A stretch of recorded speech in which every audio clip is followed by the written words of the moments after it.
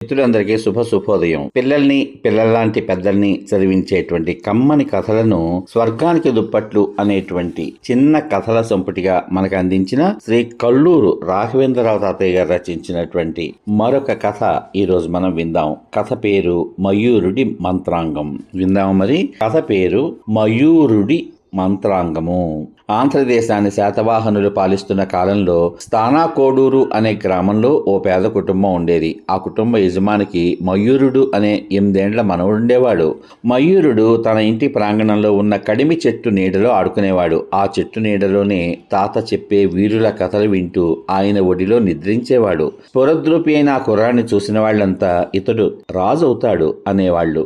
ఆ మాటలకు తాత చాలా సంతోషించేవాడు. ఇలా కొన్నేళ్లు హాయిగా గడిచిపోయింది. పల్లవుల రాచరికం చేపట్టేందుకు గ్రామాలపై దాడులు చేయడం మొదలుపెట్టారు. ఒకనాడు వారు స్థానాకోడూరుపై దాడి చేశారు. ఆ దాడిలో మయూర్ని తల్లిదండ్రులు, అక్క, తాత అందరూ కూడా చంపబడ్డారు. అదృష్టవశాత్తు మయూరుడు మాత్రం ఆ దాడి నుంచి తప్పించుకోగలిగాడు. ఒక పిడకల గూట్లో దాక్కుని జరుగుతున్న ఘోరాన్ని కళ్ళారా చూసి కుమిలిపోయాడు. ఆ ఘాతుకానికి మూల కారకుడైన ఆ నాయకుణ్ణి మయూరుడు స్పష్టంగా చూశాడు. ఆ రూపం ఆ పసి హృదయంలో చక్కగా ముద్రపడిపోయింది. పాపం మయూరుడు అనాథుడయ్యాడు. అనాథుడైన మయూరుణ్ణి ఆ గ్రామంలోని రామశర్మ కుటుంబీకులు పెంచారు. వయసు పెరిగిన కొద్దీ మయూరునిలో ఆ రాక్షసునిపై పగ తీర్చుకోవాలి అనే ప్రతీకారం పెరగసాగింది. వానితో పోరాడడానికి అవసరమైన ఖడ్గ, బాణ, మల్ల విద్యలను, గుర్రపు స్వారీని నేర్చుకున్నాడు. ఆ కిరాతకుని ఎలాగైనా మట్టుపెట్టాలి అని నిశ్చయించుకుని వల్లభ రాజధాని నగరమైన కాంచీపురం చేరాడు. నగరం చేరిన మయూరుడు ఆ దుష్టుని పేరు భల్లూతవర్మ అని తెలుసుకుని అతని అకృత్యాలను చక్రవర్తికి తెలియచేయాలి అని కోట వద్ద కాచాడు. కానీ వీలు పడలేదు. దాంతో మోసాన్ని మోసంతోనే జయించాలి అని నిశ్చయించుకున్నాడు మయూరుడు. మరుసటి రోజు ఒక మాయ జంగమదేవర రూపం ధరించి మహాసేనాధిపతి అయిన బుద్ధ్యంకరుని నివాసానికి చేరాడు. బుద్ధ్యంకరుడు శైవ భక్తుడు. దానితో ఆ మాయా జంగమయ్యను నమ్మి తన ఇంటిలో 6 నెలల కాలం ఉంచుకుని పూజలు చేయించసాగాడు. అప్పుడు మయూరుడు అతని ద్వారా అనేక యుద్ధ వ్యూహాలు, తంత్రాలు, కుతంత్రాలు అన్నీ తెలుసుకున్నాడు. అనంతరం స్వగ్రామం చేరి పెద్ద సైన్యాన్ని పోగు చేసుకున్నాడు.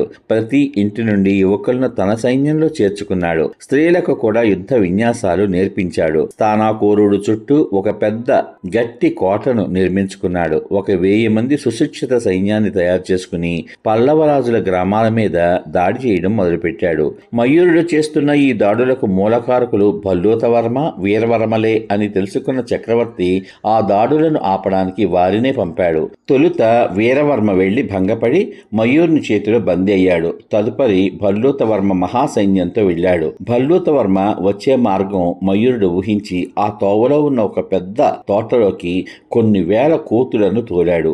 ఆ కోతులు గుర్రం కల్పిస్తే చాలు వాటిపై ఎక్కి స్వారీ చేయడానికి అలవాటు పడ్డాయి. త్రోవలేని ఆ తోటలో విశ్రాంతి తీసుకుందామని భల్లూతవర్మ సైన్యం గుర్రాలు దిగగానే కోతులు గుర్రాలపై దూకి వాటిని దౌడు తీయించాయి. ఆ దృశ్యాన్ని చూసిన సైనికులు ముక్కు మీద వేలేసుకున్నారు. ఆ గుర్రాలు మయూర్ని కోటకు చేరాయి. ఆ విధంగా మయూర్నికి అశ్వబలం దక్కింది. విధిలేని పరిస్థితుల్లో భల్లూతవర్మ మరికొన్ని గుర్రాలు సమకూర్చుకుని యుద్ధానికి మరలా వచ్చాడు. మయూర్ని యుద్ధ వ్యూహం భల్లూతవర్మను బందీగా చేసింది. పట్టుబడిన భల్లూతవర్మను చంపడం ధర్మం కాదని తనతో కత్తి యుద్ధానికి పిలిచాడు మయూరుడు. వాళ్ళిద్దరి మధ్య యుద్ధం కడిమి చెట్టు సమీపంలోనే జరిగింది. ఆ పరిసరాలు చూడగానే భల్లూతవర్మకు గత విషయాలు జ్ఞప్తికి వచ్చాయి. ఆ కడిమి చెట్టు, ఆ ఇల్లు చూడగానే ఈ మయూరుడు ఆ ఇంటి వాడేనని పగ తీర్చుకునే ప్రయత్నం చేశాడని భల్లూతవర్మకు అర్థమైంది. ఆ కత్తి యుద్ధంలో మయూరుడు భల్లూతవర్మ చేయి ఖండించాడు. ఆ చేయి కడిమి చెట్టు మొదట్లో పడింది. నిస్సహాయుడైన భల్లూతవర్మ ఆ చెట్టు కింద పడగానే మయూరుడు కత్తి ఎత్తి, అమాయకులైన నా కుటుంబీకులను నాశనం చేసినందుకు నీకిదే శిక్ష అంటూ ఒక్క వేటితో పొడిచాడు. భల్లూతవర్మ కన్ను మూశాడు. అన్నింటికీ సాక్షిగా నిలచిన ఆ కడిమి చెట్టు సంతోషంతో తల ఊపింది. సమాప్తం. ఇంతవరకు మీరు మయూరుడి మంత్రాంగం అనేటువంటి కథ విన్నారు.